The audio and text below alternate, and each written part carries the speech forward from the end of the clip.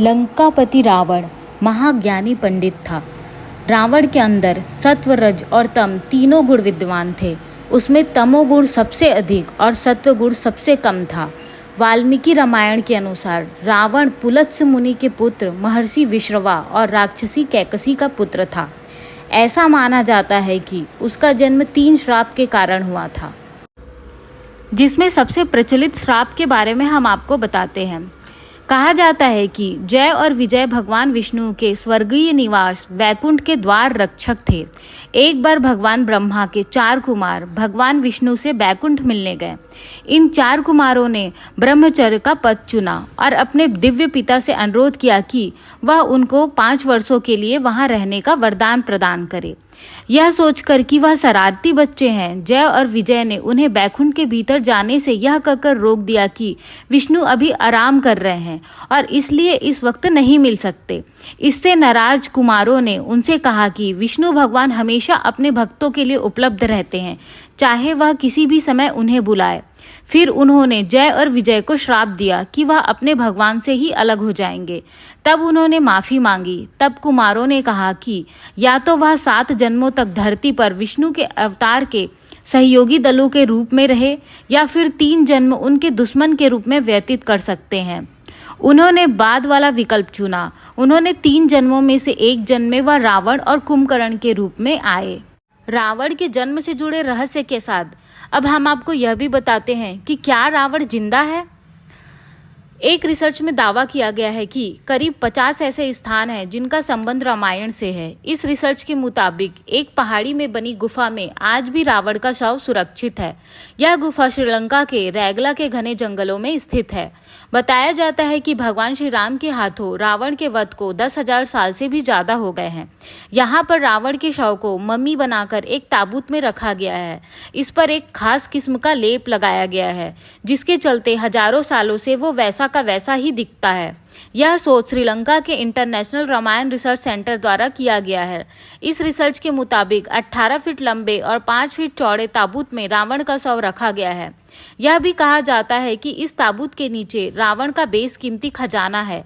इस खजाने की रखवाली एक भयंकर नाग और कई खूंखार जानवर द्वारा किया गया है। मान्यता है कि रावण के शव को नागकुल के लोग अपने साथ लेकर चले, क्योंकि उन लोगों को विश्वास था कि रावण की मौत क्षणिक है और वह फिर जिंदा हो सकता है। वहाँ के लोगों का यह मानना है कि कलयुग के अंत में रावण फिर से जिंदा होकर आएगा। ये तो थी रावण के जीवन और मरण की कथा। पर एक चीज आपने देखा होगा कि रावण के 10 सर थे, लेकिन ये 10 सर क्यों थे? चलिए हम बताते हैं कि इसके 10 सर क्यों थे। कहा जाता है कि भगवान शिव को प्रसन्न करने के लिए रावण ने वर्षों तक कठोर तप किया, लेकिन भगवान शिव प्रसन्न नहीं हुए।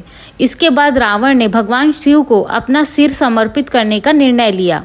भगवान शिव की भक्ति में लीन रावण ने अपना सर काटकर भोलेनाथ को अर्पित कर दिया, लेकिन उसकी मृत्यु नहीं हुई। इसकी जगह दूसरा सर आ गया। ऐसे एक एक करके रावण ने अपने 9 सर भगवान शिव को अर्पित कर दिए। जब 10वीं बार उसने अपना सिर भगवान को अर्पित करना चाहा, तभी भगवान शिव प्रकट हो गए। वे रावण की भक्ति से काफी प्रसन्न हुए, इसलिए रावण को भगवान शिव का परम भक्त कहा जाता है। क्या आपको पता है रावण के नाभि में ही उसका अमृतत्व छुपा हुआ था। आप सभी ने रामायण सीरियल देखा होगा, जिसमें प्रभु श्री राम जब भी रावण को तीर मारते थे वो मरता नहीं था, बल्कि वह जीवित हो जाता था। इसके पीछे का सच हम आपको बताते हैं। ऐसी मान्यता है कि रावण ने अमृत प्राप्ति के उद्देश्य से भगवान ब्रह्मा की घोर तपस्या कर वरदान मांगा, लेकिन ब्रह्मा ने इस वरदान को न मानते हुए कहा कि तुम्हारा जीवन नाभि में स्थित रहेगा, और रावण की अजर अमर रहने की इच्छा रह गई। यही कारण था कि जब भगवान राम से रावण का युद्ध चल रहा था तो रावण और उसकी सेना राम पर भारी पड़ने लगे थे। ऐसे में विभीषण ने राम को यह राज बताया कि रावण का जीवन उसकी नाभि में है, नाभि में ही अमृत है। तब राम ने रावण की नाभि में तीर मारा और रावण मारा गया। वैसे तो रावण के पास बहुत सारी चीजें थी, लेकिन सबसे एक अनोखी चीज थी पुष्पक विमान। पर आपको पता है यह पुष्पक विमान उसका नहीं था, यह था कुबेर का। रामायण अनुसार रावण सीता का हरण कर पुष्पक विमान द्वारा उन्हें श्रीलंका ले गया था। रामायण में वर्णित है कि युद्ध के बाद श्री राम, सीता, लक्ष्मण तथा अन्य लोगों के साथ दक्षिण में स्थित लंका से अयोध्या पुष्पक विमान द्वारा ही आए थे। पुष्पक विमान को रावण ने अपने भाई धनपति कुबेर से बलपूर्वक हासिल किया था। पुष्पक विमान का प्रारूप एवं निर्माण विधि ब्रह्मर्षि अंगिरा के द्वारा किया गया था। पुष्पक विमान की यह विशेषता थी कि वह छोटा या बड़ा किया जा सकता था। पुष्पक विमान में इच्छानुसार गति होती थी और बहुत से लोगों को यात्रा करवाने की क्षमता भी थी।